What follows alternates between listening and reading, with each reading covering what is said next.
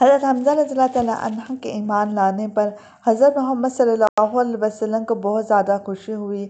اس کی ایک وجہ تو یہ تھی کہ حضرت حمزہ رضی اللہ تعالیٰ عنہ آپ صلی اللہ علیہ وسلم کے سگے چچا تھے۔ دوسری وجہ یہ تھی کہ وہ قریش میں سب سے زیادہ معزز فرد تھے۔ اس کے ساتھ ہی وہ قریش کے سب سے زیادہ بہادر، طاقتور اور خوددار انسان تھے، اور اسی بنیاد پر جب قریش نے دیکھا کہ اب نبی اکرم صلی اللہ علیہ وسلم کو مزید قوت حاصل ہو گئی ہے تو انہوں نے آپ صلی اللہ علیہ وسلم کو تکالیف پہنچانے کا سلسلہ بند کر دیا، لیکن اپنے تمام ظلم و ستم اب وہ کمزور مسلمانوں پر ڈھانے لگے۔ کس قبیلے کا بھی کوئی شخص مسلمان ہو جاتا وہ اس کے پیچھے ہاتھ دھو کر پڑ جاتے، ہاتھ دھو کر پڑ جاتے۔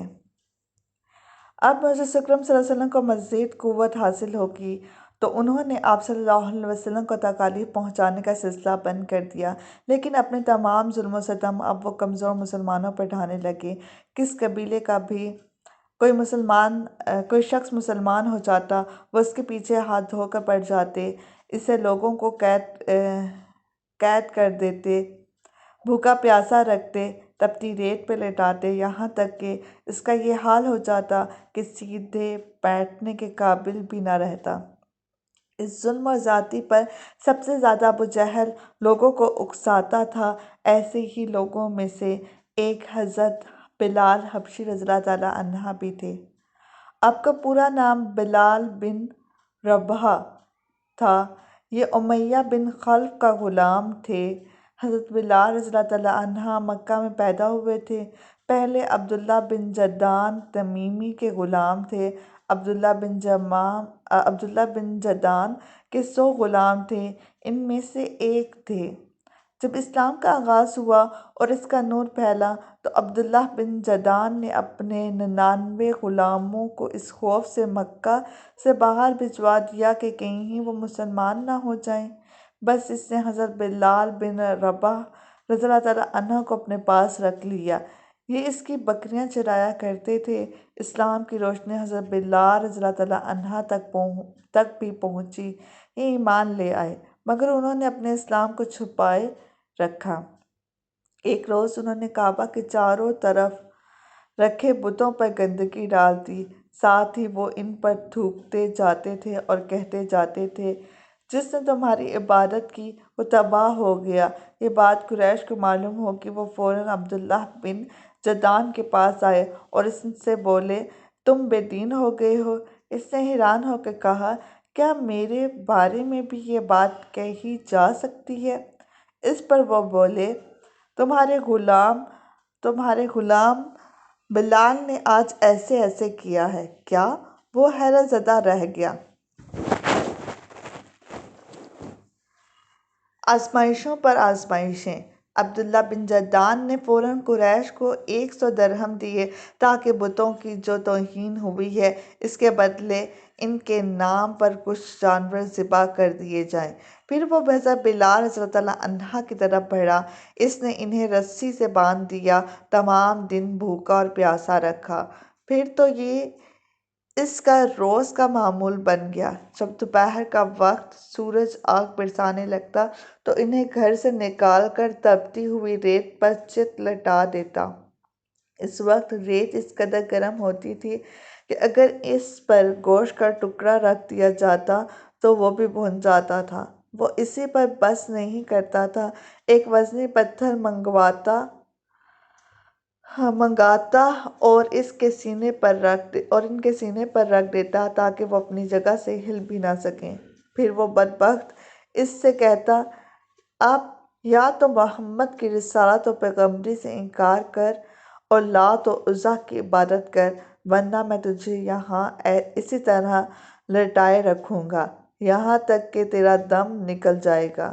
حضرت بلال رضی اللہ تعالیٰ عنہ اس بات کے جواب میں فرماتے، احد احد، یعنی اللہ تعالیٰ ایک ہے اور اس کا کوئی شریک نہیں۔ جب حضرت بلال رضی اللہ تعالیٰ عنہ کسی طرح اسلام سے نہ ہٹے تو تنگ آ کر عبداللہ بن جدعان نے انہیں امیہ بن خلف کے حوالے کر دیا۔ اب یہ شخص ان پر اس سے بھی زیادہ ظلم و ستم ڈھانے لگا۔ ایک روز انہیں اسی قسم کی خوفناک سزائیں دی جا رہی تھیں کہ حضرت اکرم صلی اللہ علیہ وسلم اس طرف سے گزرے۔ حضرت بلال رضی اللہ عنہ شدت تکلیف کی حالت میں آہت آہت پکار رہے تھے۔ آپ صلی اللہ علیہ وسلم نے انہیں اس حالت میں دیکھ کر فرمایا، بلال تمہیں یہ آہت آہت ہی نجات دلائے گا۔ پھر ایک روز حضرت بلال رضی اللہ عنہ جو ہے کو اسی طرح سے سزائیں دی جا رہی تھیں، تو ایک روز حضرت ابوبکر صدیق رضی اللہ عنہ اس طرح سے گزرے۔ امیہ بن خلف نے انہیں گرم ریت پر لٹا رکھا تھا، سینے پر ایک بھاری پتھر رکھا ہوا تھا۔ انہوں نے یہ دردناک منظر دیکھ کر امیہ بن خلف سے کہا، کیا اس مسکین کے بارے میں تمہیں اللہ کا خوف نہیں آتا؟ آخر کب تک تم اسے عذاب دیے جاؤ گے؟ امیہ بن خلف نے جل کر کہا، تم ہی نے اسے خراب کیا ہے، اس لیے تم ہی اسے نجات کیوں نہیں دلا دیتے؟ اس کی بات سن کر حضرت ابوبکر صدیق رضی اللہ عنہ بولے، میرے پاس بھی ایک حبشی غلام ہے، وہ اس سے بھی زیادہ طاقتور ہے اور تمہارے ہی دین پر ہے، میں اس کے بدلے میں وہ تمہیں دے سکتا ہوں۔ یہ سن کر امیہ بولا، مجھے یہ سودا منظور ہے۔ یہ سنتے ہی ابوبکر صدیق رضی اللہ عنہ نے اپنا حبشی غلام اس کے حوالے کر دیا۔ اس کے بدلے میں حضرت ابوبکر صدیق رضی اللہ عنہ کو لے لیا اور آزاد کر دیا۔ سبحان اللہ، کیا خوب سودا ہوا۔ یہاں یہ بات جان لینی چاہیے کہ حضرت ابوبکر صدیق رضی اللہ عنہ کا حبشی غلام دنیا کے لحاظ سے بہت قیمتی تھا۔ یہ بھی کہا جاتا ہے کہ امیہ بن خلف نے غلام کے ساتھ 10 اوقیہ سونا بھی طلب کیا تھا، اور حضرت ابوبکر صدیق رضی اللہ عنہ نے اس کا یہ مطالبہ بھی مان لیا تھا۔ چنانچہ آپ نے اسے ایک یمنی چادر اور کچھ سونا دیا تھا۔ ساتھ ہی آپ نے امیہ بن خلف سے فرمایا، اگر تم مجھ سے 100 اوقیہ سونا بھی طلب کرتے تو بھی میں تمہیں دے دیتا۔ حضرت بلال رضی اللہ عنہ کے علاوہ حضرت ابوبکر صدیق رضی اللہ عنہ نے اور بھی بہت سے غلام مسلمانوں کو خرید کر آزاد فرمایا تھا۔ یہ وہ مسلمان غلام تھے جنہیں اللہ کے نام لینے کی وجہ سے ظلم کا نشانہ بنایا جا رہا تھا۔ اس میں ایک حضرت بلال رضی اللہ عنہ کی والدہ حمامہ رضی اللہ عنہ بھی تھیں۔ یہ قبیلہ ایک حضرت بلال رضی اللہ عنہ کی والدہ حمامہ رضی اللہ عنہ تھیں، ایک عامر بن فہیرہ رضی اللہ عنہ تھے۔ انہیں اللہ کے نام لینے پر بڑے بڑے سخت عذاب دیے جاتے۔ یہ قبیلہ بنی تمیم کے ایک شخص کے غلام تھے، وہ حضرت ابوبکر صدیق رضی اللہ عنہ کا رشتہ دار تھا۔ آپ نے اپنے رشتہ دار سے خرید کر انہیں بھی آزاد فرمایا۔ ایک صاحب ابو فاقیہ رضی اللہ عنہ تھے، یہ صفوان بن امیہ رضی اللہ عنہ کے غلام تھے۔ حضرت بلال رضی اللہ عنہ کے ساتھ ہی مسلمان ہوئے تھے۔ صفوان بن امیہ رضی اللہ عنہ بھی ابتداء مسلمانوں کے سخت مخالف تھے۔ وہ فتح مکہ کے بعد اسلام لائے تھے۔ ایک روز انہوں نے حضرت ابو فاقیہ رضی اللہ عنہ کو گرم ریت پر لٹا رکھا تھا۔ ایسے میں حضرت ابوبکر صدیق رضی اللہ عنہ اس طرف سے گزرے۔ اس وقت صفوان بن امیہ رضی اللہ عنہ نے یہ الفاظ کہہ رہے تھے، اسے ابھی اور عذاب دو، یہاں تک کہ محمد یہاں آ کر اپنا جادو سے اسے نجات دلائیں۔ حضرت ابوبکر صدیق رضی اللہ عنہ نے اسی وقت صفوان بن امیہ رضی اللہ عنہ سے اسے خرید کر آزاد کر دیا۔ اسی طرح زنیرہ رضی اللہ عنہ نامی ایک عورت کو مسلمان ہونے کی بنیاد پر اس قدر خوفناک سزائیں دی گئیں کہ وہ بیچاری اندھی ہو گئی۔ ایک روز ابو جہل نے ان سے کہا، جو کچھ تم پر بیت رہی ہے یہ سب لات اور عزیٰ کر رہے ہیں۔ یہ سنتے ہی زنیرہ رضی اللہ عنہا نے کہا، ہرگز نہیں، اللہ کی قسم، لات و عزیٰ نہ کوئی نقصان پہنچا سکتے ہیں، نہ کوئی نفع پہنچا سکتے ہیں اور نہ نقصان۔ یہ جو کچھ ہو رہا ہے آسمان والے کی مرضی سے ہو رہا ہے۔ میرے پروردگار کو یہ بھی قدرت ہے کہ وہ مجھے میری آنکھوں کی روشنی لوٹا دے۔ دوسرے دن وہ صبح اٹھیں تو ان کی آنکھوں کی روشنی اللہ تعالیٰ نے لوٹا دی تھی۔ اس بات کا جب کفار کو پتہ چلا تو وہ بول اٹھے، یہ محمد کی جادوگری ہے۔ حضرت ابوبکر صدیق رضی اللہ تعالیٰ عنہ نے انہیں بھی خرید کر آزاد کر دیا۔ آپ نے زنیرہ رضی اللہ تعالیٰ عنہ کی بیٹی کو بھی خرید کر آزاد کیا۔ اسی طرح نادیہ نامی ایک باندی تھی، ان کی ایک بیٹی بھی تھی، دونوں ولید بن مغیرہ کی باندیاں تھیں، انہیں بھی حضرت ابوبکر صدیق رضی اللہ تعالیٰ عنہ نے آزاد کر دیا۔ عامر بن فہرہ کی بہن اور ان کی والدہ بھی ایمان لے آئی تھیں۔ یہ حضرت عمر رضی اللہ تعالیٰ عنہ کے مسلمان ہونے سے پہلے کی باندیاں تھیں۔ حضرت ابوبکر صدیق رضی اللہ تعالیٰ عنہ نے انہیں بھی خرید کر آزاد کر دیا۔ ایمان لانے والے جن لوگوں پر ظلم ڈھائے گئے ان میں سے ایک حضرت خباب بن ارات رضی اللہ تعالیٰ عنہ بھی ہیں۔ کافروں نے انہیں اسلام سے پھیرنے کی کوششیں کی مگر یہ ثابت قدم رہے۔ انہیں جاہلیت کے زمانے میں گرفتار کیا گیا تھا، پھر انہیں ایک عورت ام انمار نے خرید لیا۔ ایک لوہار تھے، نبی اکرم صلی اللہ علیہ وسلم نے ان کی دلجوئی فرماتے تھے، ان کے پاس تشریف لے جایا کرتے تھے۔ جب یہ مسلمان ہو گئے اور ام انمار کو یہ بات معلوم ہوئی تو اس نے انہیں بہت خوفناک سزائیں دیں اور لوہے کا کڑایا لے کر آگ میں گرم کرتی تھی، خوب سرخ کرتی، پھر اس کو حضرت خباب رضی اللہ تعالیٰ عنہ کے سر پر رکھ دیتی۔ آخر حضرت خباب رضی اللہ تعالیٰ عنہ نے نبی اکرم صلی اللہ علیہ وسلم سے اپنی مصیبت کا ذکر کیا تو آپ نے ان کے لیے دعا فرمائی۔ نبی اکرم صلی اللہ علیہ وسلم کی دعا کے فوراً بعد اس عورت کے سر میں شدید درد شروع ہو گیا، اس سے وہ کتوں کی طرح بھونکتی تھی۔ آخر کسی نے اسے علاج بتایا کہ وہ لوہا تپا کر سر پر رکھوائے۔ اس سے یہ کام حضرت خباب رضی اللہ تعالیٰ عنہ کے ذمہ لگایا۔ اب آپ وہ حلقہ خوب گرم کر کے اس کے سر پر رکھتے۔ چاند کا 2 ٹکڑے ہو گئے۔ حضرت خباب رضی اللہ تعالیٰ عنہ فرماتے ہیں کہ ایک روز میں حضرت اکرم صلی اللہ علیہ وسلم کی خدمت میں گیا۔ یہ وہ زمانہ تھا جب ہم پر خوب ظلم کیا جاتا تھا۔ میں نے آپ صلی اللہ علیہ وسلم سے عرض کیا، اے اللہ کے رسول، کیا آپ ہمارے لیے دعا نہیں فرماتے؟ میرے الفاظ سنتے ہی آپ سیدھے ہو کر بیٹھ گئے۔ آپ صلی اللہ علیہ وسلم کا چہرہ مبارک سرخ ہو گیا۔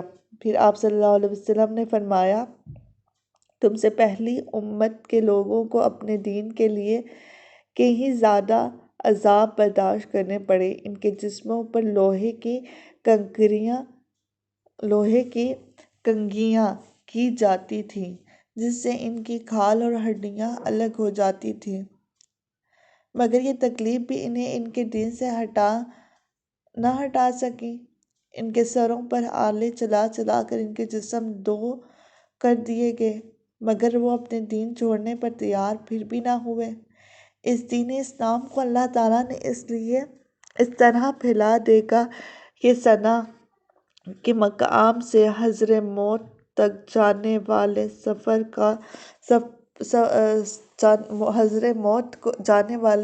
سوار کو سوائے اللہ تعالیٰ کے کسی کا بھی خوف نہیں ہوگا، یہاں تک کہ چرواہے کو اپنی بکریوں کے متعلق بھیڑیوں کا ڈر نہیں ہوگا۔ حضرت خباب بن ارات رضی اللہ تعالیٰ عنہ فرماتے ہیں، ایک دن میرے لیے آگ دھکائی گئی، پھر وہ آگ میری کمر پر رکھ دی گئی اور پھر اس کو اس وقت تک نہیں ہٹایا گیا جب تک وہ آگ میری کمر کی چربی سے بجھ نہ گئی ہو۔ ایسے میں لوگوں نے حضرت عمار بن یاسر رضی اللہ تعالیٰ عنہ بھی تھے، حضرت عمار بن یاسر رضی اللہ تعالیٰ عنہ کو ان کے دین سے پھیرنے کے لیے مشرکوں نے طرح طرح کے ظلم کیے، آگ سے جلا جلا کر عذاب دیے، مگر وہ دین پر قائم رہے۔ علامہ ابن جوزی رحمۃ اللہ علیہ کہتے ہیں کہ ایک مرتبہ حضرت اکرم صلی اللہ علیہ وسلم اس طرح تشریف لے جا رہے تھے۔ اس وقت حضرت عمار رضی اللہ تعالیٰ عنہ کو آگ سے جلا جلا کر تکالیف پہنچائی جا رہی تھیں۔ ان کی قبر پر جلنے کی وجہ سے کوڑھے جیسا سفید داغ پڑ گئے تھے۔ حضرت اکرم صلی اللہ علیہ وسلم نے ان کے سر پر ہاتھ پھیرا اور فرمایا، اے آگ ٹھنڈی اور سلامتی والی بن جا، جیسے کہ تو ابراہیم علیہ السلام کے لیے ہو گئی تھی۔ اس دعا کے بعد انہیں آگ کی تکلیف محسوس نہیں ہوتی تھی۔ حضرت ام ہانی رضی اللہ عنہا کہتی ہیں کہ حضرت عمار بن یاسر اور ان کے والد یاسر اور ان کے بھائی عبداللہ اور ان کی والدہ سمیہ رضی اللہ تعالیٰ عنہم، ان سبھی کو اللہ کے نام لینے کی وجہ سے سخت ترین عذاب دیے گئے۔ ایک روز جب انہیں تکالیف پہنچائی جا رہی تھی تو نبی اکرم صلی اللہ علیہ وسلم اس طرح سے گزرے۔ آپ صلی اللہ علیہ وسلم نے ان کی تکالیف کو دیکھ کر فرمایا، اے اللہ، آل یاسر کی مغفرت فرما۔ ان کی والدہ سمیہ رضی اللہ تعالیٰ عنہ کو ابو جہل کے چچا حذیفہ بن ابی مغیرہ نے ابو جہل کے حوالے کر دیا۔ یہ اس کی باندھی تھی۔ ابو جہل نے انہیں نیزہ مارا، اس سے وہ شہید ہو گئیں۔ اس طرح اسلام میں انہیں سب سے پہلے شہید ہونے کا اعزاز حاصل ہوا۔ آخر انہی مظالم کی وجہ سے حضرت عمار رضی اللہ تعالیٰ عنہ کے والد یاسر رضی اللہ تعالیٰ عنہ بھی شہید ہو گئے۔ اپنے ان مظالم اور بدترین حرکات کے ساتھ ساتھ یہ لوگ حضرت اکرم صلی اللہ علیہ وسلم سے معجزات کا مطالبہ بھی کرتے رہتے تھے۔ ایک روز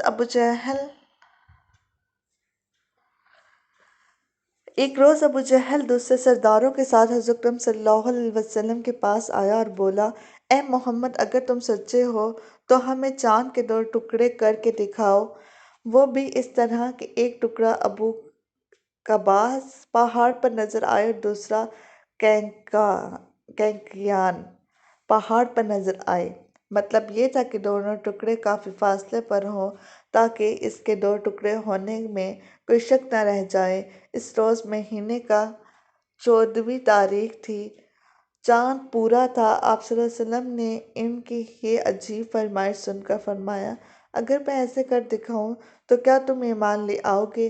انہوں نے یک زبان ہو کر کہا، ہاں بالکل، ہم ایمان لے آئیں گے۔ آپ صلی اللہ علیہ وسلم نے اللہ تبارک و تعالیٰ سے دعا فرمائی اور آپ صلی اللہ علیہ وسلم کے ہاتھ سے ایسا ہو جائے۔ چنانچہ چاند فوراً 2 ٹکڑے ہو گئے اور اس کا ایک حصہ ابو قباس کے پہاڑ کے اوپر نظر آیا اور دوسرا کینکیان پہاڑ پر۔ اس وقت نبی اکرم صلی اللہ علیہ وسلم نے ارشاد فرمایا، لو اب گواہی دو۔ ان کے دلوں پر تو قفل یعنی تالے پڑے تھے۔ کہنے لگے، محمد نے ہم لوگوں کی آنکھوں پر جادو کر دیا ہے۔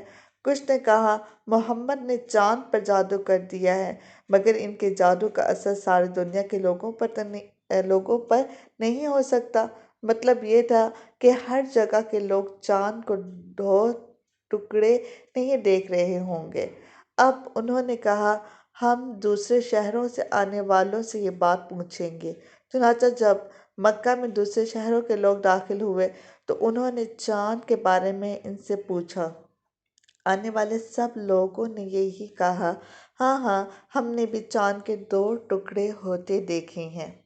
یہ سنتے ہی مشرک بول اٹھے، بس پھر تو یہ عام جادو ہے، اس کا اثر سب پر ہوا ہے۔ کچھ نے کہا، یہ ایک ایسا جادو ہے جس سے جادوگر بھی متاثر ہوئے ہیں، یعنی جادوگروں کو بھی چاند 2 ٹکڑے نظر آئے ہیں۔ اس پر اللہ تبارک و تعالیٰ نے سورہ قمر کی آیات نازل فرمائیں، جس کا ترجمہ یہ ہے، قیامت نزدیک آ پہنچی، چاند شک ہو گیا اور یہ لوگ کوئی معجزہ دیکھتے ہیں تو ٹال دیتے ہیں اور کہتے ہیں یہ جادو ہے جو ابھی ختم ہو جائے گا۔ مختلف قوموں کی تاریخ سے اس بات ثابت ہوتی ہے کہ چاند کا 2 ٹکڑا ہونا صرف مکہ میں نظر نہیں آیا تھا، بلکہ دوسرے ملکوں میں بھی اس کا مشاہدہ کیا گیا تھا۔ اسی طرح ایک دن مشرکوں نے کہا، اگر آپ واقعی نبی ہیں تو ان پہاڑوں کو ہٹا دیجئے جن کی وجہ سے ہمارا شہر تنگ ہو رہا ہے، تاکہ ہماری آبادیاں پھیل کر بس جائیں، اور اپنے رب سے کہہ کر ایسی نہریں جاری کرا دیں جیسے شام اور عراق میں ہیں، اور ہمارے باپ داداؤں کو دوبارہ زندہ کرا کے دکھائیں۔ ان دوبارہ زندہ ہونے والوں میں قصہ بن کلاب ضرور ہوں، اس لیے کہ وہ نہایت دانا اور عقل مند بزرگ تھے۔ ہم ان سے پوچھیں گے، آپ جو کچھ کہتی ہیں سچ ہے یا جھوٹ؟ اگر ہمارے ان بزرگوں نے آپ صلی اللہ علیہ وسلم کی تصدیق کر دی اور آپ صلی اللہ علیہ وسلم نے ہمارے یہ مطالبے پورے کر دیے، تو ہم آپ صلی اللہ علیہ وسلم کی نبوت کا اقرار کر لیں گے اور جان لیں گے کہ آپ صلی اللہ علیہ وسلم واقعی ہی اللہ کی طرف سے بھیجے ہوئے ہیں۔ اللہ تعالیٰ نے آپ صلی اللہ علیہ وسلم کو ہماری طرف رسول بنا کر بھیجا ہے، جیسے کہ آپ صلی اللہ علیہ وسلم دعویٰ کرتے ہیں۔ ان کی یہ بات سن کر نبی اکرم صلی اللہ علیہ وسلم نے ارشاد فرمایا، مجھے ان باتوں کے لیے تمہاری طرف رسول بنا کر نہیں بھیجا گیا، بلکہ میں تو اس مقصد کے لیے بھیجا گیا ہوں کہ ایک اللہ کی عبادت کرو۔ مشرکین کے مطالبات۔ ایک مشرک کہنے لگا، آپ اسی طرح کھانا کھاتے ہیں جس طرح ہم کھاتے ہیں، اسی طرح بازاروں میں چلتے ہیں جس طرح ہم چلتے ہیں، ہماری طرح ہی زندگی کی ضروریات پوری کرتے ہیں، لہٰذا آپ کو کیا حق ہے کہ نبی کہہ کر خود کو نمایاں کریں، اور یہ کہ آپ کے ساتھ کوئی فرشتہ کیوں نہیں اتارا جو آپ کی تصدیق کرتا؟ اس پر اللہ تعالیٰ نے سورہ فرقان میں آیت 7 نازل فرمائی، اس کا ترجمہ یہ ہے، اور یہ کافر لوگ رسول اکرم صلی اللہ علیہ وسلم کی نسبت یوں کہتے ہیں کہ اس رسول کو کیا ہو گیا ہے کہ وہ ہماری طرح کھانا کھاتا ہے اور بازاروں میں چلتا پھرتا ہے، اس کے ساتھ کوئی فرشتہ کیوں نہیں بھیجا گیا کہ وہ اس کے ساتھ رہ کر ڈرایا کرتا، اس کے پاس غیب سے کوئی خزانہ آ پڑتا، یا اس کے پاس کوئی غیبی باغ ہوتا جس سے یہ کھایا کرتا۔ اور ایمان لانے والوں سے یہ ظالم لوگ یہ بھی کہتے ہیں کہ تم تو ایک بے عقل آدمی کی راہ پر چل رہے ہو۔ پھر جب انہوں نے یہ کہا کہ اللہ تعالیٰ کی ذات اس سے بہت بلند ہے کہ وہ ہم ہی میں سے ایک بندے کو رسول بنا کر بھیجے، تو اس پر اللہ تعالیٰ نے سورہ یونس کی آیت نازل فرمائی، جس کا ترجمہ یہ ہے، کیا ان مکہ کے لوگوں کو اس بات سے تعجب ہوا کہ ہم نے ان میں سے ایک شخص کے پاس وحی بھیج دی کہ سب آدمیوں کو اللہ کے احکامات کے خلاف چلنے پر ڈرائے، اور جو ایمان لے آئے انہیں خوشخبری سنا دیں کہ انہیں اپنے رب کے پاس پہنچ کر پورا رتبہ ملے گا۔ اس کے بعد ان لوگوں نے آپ صلی اللہ علیہ وسلم سے کہا، ہم پر آسمان کے ٹکڑے ٹکڑے کر کے گرا دو، جیسے کہ تمہارا دعویٰ ہے کہ تمہارا رب جو چاہے کر سکتا ہے۔ ہمیں معلوم ہوا ہے کہ تم جس رحمان کا ذکر کرتے ہو وہ رحمان یمامہ کا ایک شخص ہے، وہ تمہیں یہ باتیں سکھاتا ہے۔ ہم لوگ اللہ کی قسم کبھی رحمان پر ایمان نہیں لائیں گے۔ یہاں رحمان سے ان لوگوں کی مراد یمامہ کے ایک یہودی کاہن سے تھی۔ اس بات کے جواب میں اللہ تبارک و تعالیٰ نے سورہ الرعد کی آیت 30 نازل فرمائی، جس کا ترجمہ یہ ہے کہ آپ فرما دیجئے کہ وہی میرا مربی اور نگہبان ہے، اس کے سوا کوئی عبادت کے قابل نہیں، میں نے اسی پر بھروسہ کر لیا اور اسی کے پاس مجھے جانا ہے۔ اس وقت آپ پر رنج اور غم کی کیفیت طاری تھی۔ آپ کی عین خواہش تھی کہ وہ لوگ ایمان قبول کر لیں، لیکن ایسا نہ ہو سکا، اس لیے غمگین تھے۔ اسی حالت میں آپ صلی اللہ علیہ وسلم وہاں سے اٹھ گئے۔ مشرکین نے اس قسم کی اور بھی فرمائشیں کی۔ کبھی وہ کہتے، صفا پہاڑ کو سونے کا بنا کر دکھائیں، کبھی کہتے ہیں سیڑھی کے ذریعے آسمان پر چڑھ کر دکھائیں اور فرشتوں کے ساتھ واپس آئیں۔ ان تمام باتوں کے جواب میں اللہ تبارک و تعالیٰ نے حضرت جبرائیل علیہ السلام کو آپ صلی اللہ علیہ وسلم کی خدمت میں بھیجا۔ انہوں نے آ کر کہا، اے محمد صلی اللہ علیہ وآلہ وسلم، اللہ تعالیٰ آپ کو سلام فرماتے ہیں اور فرماتے ہیں کہ اگر آپ چاہیں تو صفا پہاڑ کو سونے کا بنا دیا جائے، اس طرح ان کے جو مطالبات ہیں ان کو بھی پورا کر دیا جائے، لیکن اس کے بعد بھی اگر یہ لوگ ایمان نہ لائے تو پھر سابقہ قوموں کی طرح ان پر ہولناک عذاب نازل ہوگا، ایسا عذاب کہ آج تک کسی قوم پر نازل نہیں ہوا ہوگا۔ اور اگر آپ صلی اللہ علیہ وسلم ایسا نہیں چاہتے تو میں ان پر رحمت و توبہ کا دروازہ کھلا رکھوں گا۔ یہ سن کر آپ صلی اللہ علیہ وسلم نے عرض کیا، باری تعالیٰ آپ اپنی رحمت اور توبہ کا دروازہ کھلا رکھیں۔ دراصل آپ چاہتے تھے کہ قریش کے یہ مطالبات جہالت کی بنیاد پر ہیں، کیونکہ یہ لوگ رسولوں کو بھیجنے کی حکمت کو نہیں جانتے تھے۔ رسولوں کا بھیجا جانا تو دراصل مخلوق کا امتحان ہوتا ہے تاکہ وہ رسولوں کی تصدیق کرے اور رب تعالیٰ کی عبادت کریں۔ اگر اللہ تعالیٰ درمیان سے سارے پردے ہٹا دے اور سب لوگوں کی آنکھوں سے سب کچھ دیکھ لیں اور سب لوگ آنکھوں سے سب کچھ دیکھ لیں تو پھر تو انبیاء اور رسولوں کا بھیجنے کی ضرورت ہی باقی نہیں رہتی اور غیب پر ایمان لانے کا کوئی معنی ہی نہیں رہتا۔ مکہ کے مشرکین نے 2 یہودی عالموں کے پاس اپنے آدمی بھیجے۔ یہ یہودی عالم مدینے میں رہتے تھے۔ دونوں قاصدوں نے یہودی عالموں سے ملاقات کی اور ان سے کہا، ہم آپ کے پاس اپنا ایک معاملہ لے کر آئے ہیں۔ ہم لوگوں میں ایک یتیم لڑکا ہے، اس کا دعویٰ ہے کہ وہ اللہ کا رسول ہے۔ یہ سن کر یہودی عالم بولے، ہمیں اس کا حلیہ بتاؤ۔ قاصدوں نے نبی اکرم صلی اللہ علیہ وسلم کا حلیہ بتا دیا۔ جب انہوں نے پوچھا ان لوگوں میں سے کن لوگوں نے ان کی پیروی کی ہے، انہوں نے جواب دیا، کم درجے کے لوگوں نے۔ اب انہوں نے کہا، تم جا کر ان سے 3 سوال کرو۔ اگر انہوں نے ان 3 سوالات کے جوابات دے دیے تو وہ اللہ کے نبی ہیں، اور اگر جواب نہ دے سکے تو پھر سمجھ لینا وہ کوئی جھوٹا شخص ہے۔ وآخر دعوانا الحمدللہ رب العالمین۔ انشاءاللہ نبی پاک صلی اللہ علیہ وسلم کی سیرت طیبہ سے متعلق معلومات کا سلسلہ جاری رہے گا۔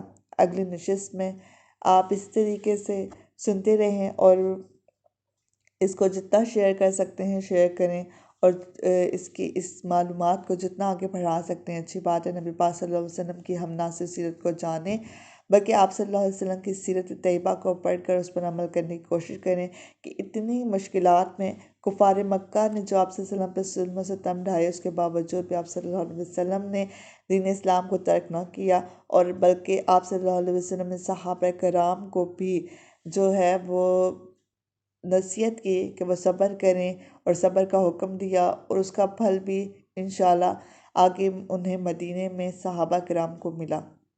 آپ دیکھ سکتے ہیں کہ کس طریقے سے صحابہ کرام کی زندگی بدلی، اور پھر آپ صلی اللہ علیہ وسلم نے جتنے بھی غزوات لڑے اس میں آپ صلی اللہ علیہ وسلم کو آپ صلی اللہ علیہ وسلم کو فتح حاصل ہوئی، اور اس کے بعد آپ صلی اللہ علیہ وسلم کی وفات کے بعد جو ہے فارس اور عراق، شام، مصر اور تمام عرب ممالک کو جو آج الگ الگ ہیں، یہ پہلے 2 جو تھیں وہ اسٹیٹ کے پاس تھیں، جیسے آج کل جو ہے وہ سپر پاور امریکہ، اس ٹائم سپر پاور رومی اور ایران، یعنی ایران جو فارس کیسر و کسریٰ تھا وہ اس ٹائم بہت زیادہ یعنی مطلب اس کی اہمیت تھی، لیکن وہ تک اسٹیٹ الٹ دی مسلمانوں نے اپنے جوش جہاد کی وجہ سے، اپنے ایمان کی طاقت کی وجہ سے۔ آج بھی اللہ تعالیٰ ہمیں توفیق دے کہ ہم فلسطین اور کشمیر کو آزاد کروا سکیں، اور اللہ ہم مسلمانوں میں ہم سب مسلمانوں کو ایسا یکجا کر دے کہ ہم کفار کے اوپر ٹوٹ پڑیں اور کفار کی تمام سازشوں کو ختم کر دیں۔ وآخر دعوانا الحمدللہ رب العالمین۔ السلام علیکم ورحمۃ اللہ وبرکاتہ۔